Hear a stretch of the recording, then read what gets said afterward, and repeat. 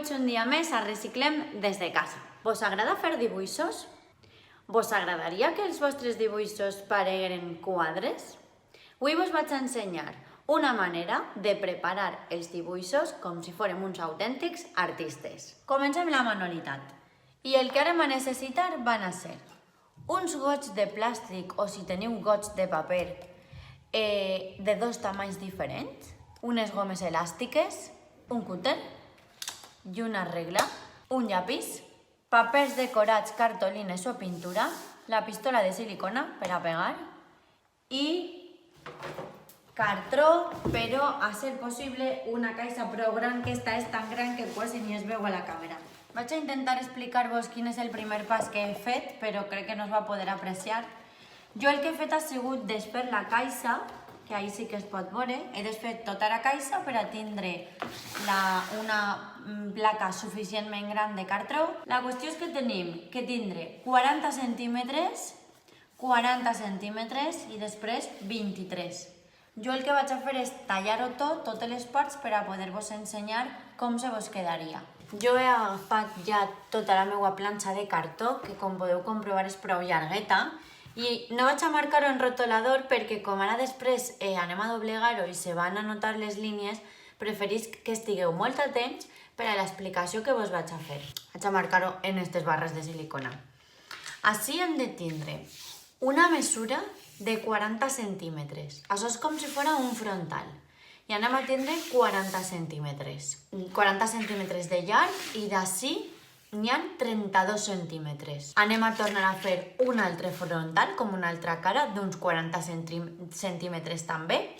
I després anem a deixar 23 centímetres. Esta part que és més xicoteta, anem a deixar 23 centímetres. Jo això ho estic fent per a una mesura d'un tamany A4, però perfectament, si no tenim un cartró tan gran, el que podeu fer és reduir les mesures i en comptes de fer les cares, diguem els frontals, que ara veureu com queda, de 40 centímetres, podem fer-los de 20, que serà més fàcil tindre un cartró un poc més xicotet. 20 centímetres i podeu fer 10 o 11 centímetres la part més estreteta. Mireu, en la part més estreteta jo li he fet unes línies, perquè això ho vaig a tallar, aquestes línies, i això se queda més xicotet, més estret.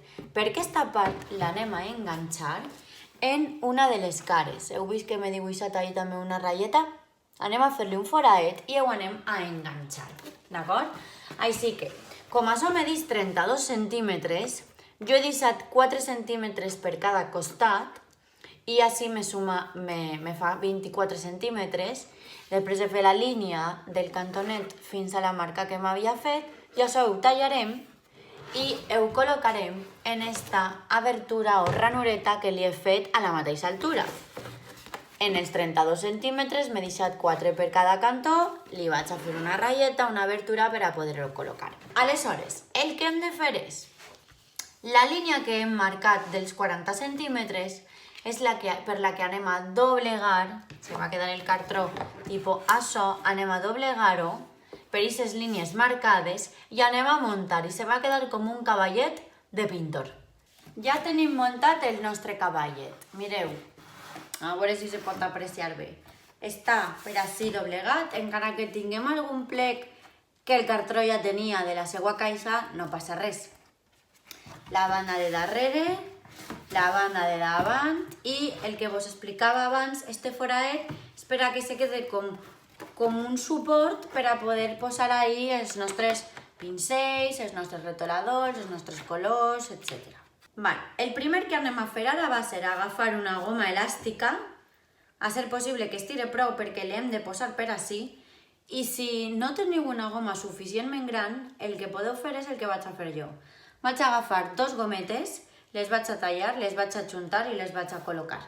Anem a necessitar, en aquest cas jo vaig a necessitar 4 gomes, perquè vaig a ajuntar-ne dos, una per la part de dalt i l'altra per a la part de baix. Al final no m'ha fet falta empalmar les gometes perquè han donat de sí i s'han estirat prou. Ara el que anem a fer és decorar els gots perquè els anem a pegar així en un costat del nostre cavallet.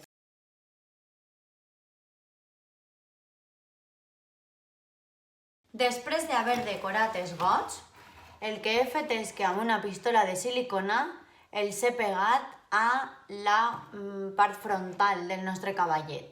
I ja està, ja tenim la manualitat feta. Ara el que anem a fer és col·locar el full per a que vegeu com és el resultat final i ja la tenim. I així tenim el resultat final. Mireu que bé ha quedat el nostre cavallet de pintor amb un cartró i uns gotets de plàstic. Les gometes, com podeu comprovar, suporten perfectament el full i amb esta repiseta que li hem fet podem deixar el llapis o el retolador o el que siga. Els gotets hem fet un més gran i un més xicotet perquè sempre tenim ceres o colors més xicotets i els més alts, els retoladors i els colors més alts per al got gran. Ja estem preparats per a pintar.